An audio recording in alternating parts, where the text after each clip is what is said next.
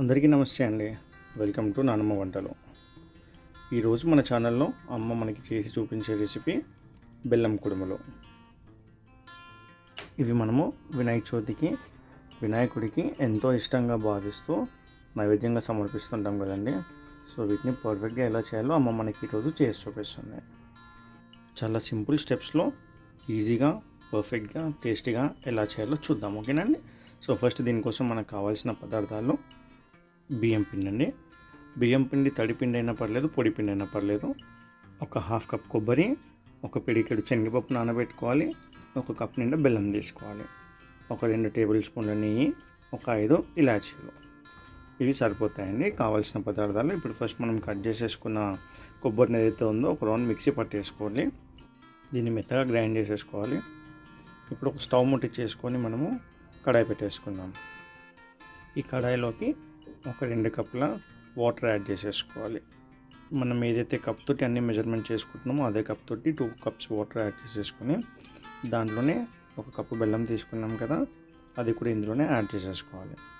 Add చేసేసుకొని మొత్తం బెల్లం కరిగిపోయేంత వరకు దీన్ని మిక్స్ చేయాలండి.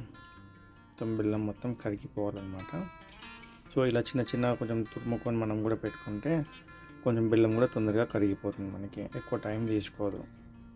సో ఇలా బెల్లం మొత్తం కరిగిపోయిన తర్వాత మనం నానబెట్టి పెట్టుకున్న శనగపప్పు ఏదైతే ఉందో ఇప్పుడు అది మొత్తం దీంట్లో యాడ్ చేసేసుకొని ఉడకనివ్వాలండి. ఇది ముందు రోజు రాత్రి కనుక నానబెట్టుకుంటే చాలా తొందరగా ఉడికిపోతుంది. లేదు టైం లేదు అప్పటిదప్పుడు చేసుకోవాలి అంటే కనుక కుక్కర్లో వేసేసుకొని ఒక 4 విజిల్లు వచ్చే వరకు పెట్టుకుంటే సరిపోతుంది.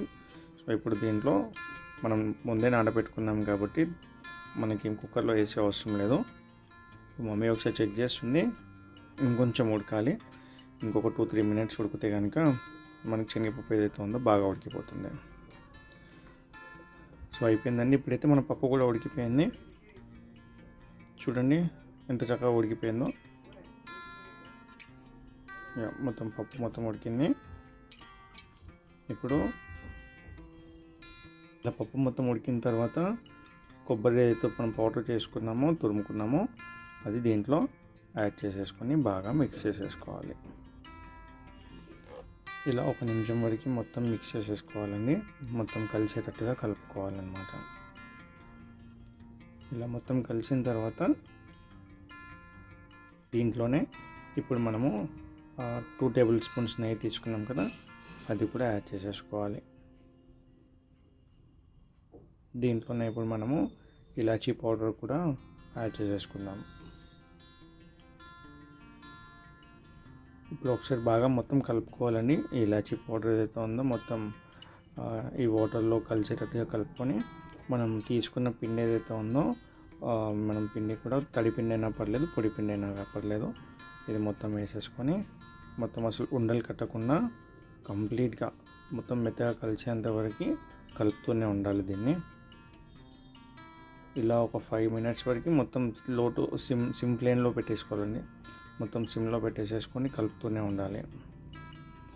ఎందుకంటే హై ఫ్లేమ్ ఉంటే కనుక మనకి మాడిపోతుంది. కాబట్టి చాలా తక్కువ ఫ్లేమ్లో తీసుకొని ఇది ఏదైతే వాటర్ లాగా ఉంటుందో అది మొత్తం వెళ్ళిపోయి ఇలా టెక్స్చర్ వచ్చేసరికి కలుపుతూనే ఉండాలి మనము.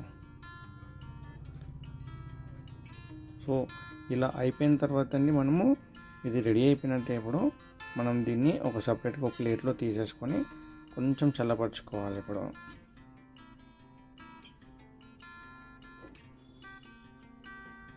ఇప్పుడైతే రెడీ అయిపోయింది. మనకి ఒక ప్లేట్లో తీసేస్తుంది మమ్మీ. ఇదంతా ఒక ప్లేట్లో తీసేసుకొని కొంచెం చల్లగా అవ్వనివ్వాలండి.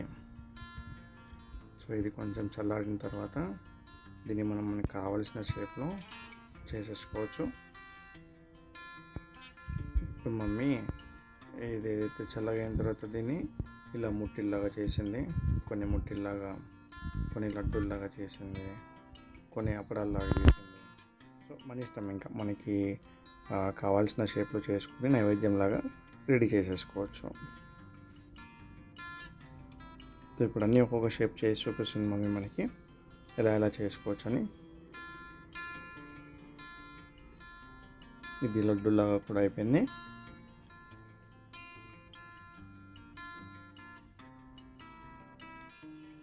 ఇప్పుడు ఇది ఒక షేప్ లడ్డు లాగానే మనకి వినాయకుడికి చేతిలో లడ్డూలాగా ఉంటుంది కదండి.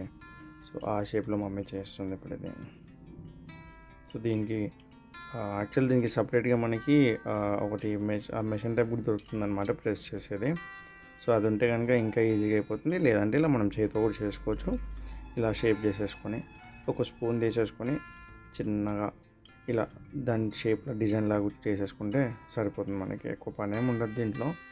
ఒక 2 minutes 5 minutes లోపల అయిపోతాయి, మనం తీసుకునే క్వాంటిటీని బట్టి టైమింగ్ అంతే. సో చూడండి, ఇవి కూడా రెడీ అయిపోయాయి, చక్కగా కనిపిస్తున్నాయి కదండి. ఇంకొకటి అప్పర్లాగా చేసేసింది అనమాట మమ్మీ మనకి. సో ఇలా 4 షేప్స్ చేసేసుకొని పెట్టేసుకొని వీటిని మళ్ళీ మనము ఆవిరిలో ఉడికించుకోవాలండి. ఎందుకంటే మొత్తం పిండేసి కలిపాం కదా. సో ఇవి ఇంకా ఆవిరిలో ఉడికితే చాలా మంచిగా ఉడుకుతాయి అనమాట. కంపల్సరీ ఆవిరిలో ఉడికించుకోవాలని చెప్పింది మమ్మీ అయితే. సో మనకు కావాల్సిన షేప్స్ అయితే రెడీ అయిపోయాయి. సో ఇవన్నీ రెడీ అయిపోయిన తర్వాత మనం ఆవిరిలో ఉడికించుకోవడానికి స్టవ్ ముట్టించేసుకొని ఒక పెద్ద కడాయి పెట్టేసేసుకుంది మమ్మీ. దాంట్లో స్టాండ్ పెట్టేసుకొని కరెక్ట్ ఆ స్టాండ్ లెవెల్ వరకు వచ్చే వరకు వాటర్ పోసేసుకోవాలి. ఆ స్టాండ్ లెవెల్ వరకు వాటర్ పోసేసుకొని దీన్ని వేడి అవ్వనివ్వాలండి. సో దానికోసం మమ్మీ ఒక 2 minutes మూత పెట్టి పెట్టేసింది.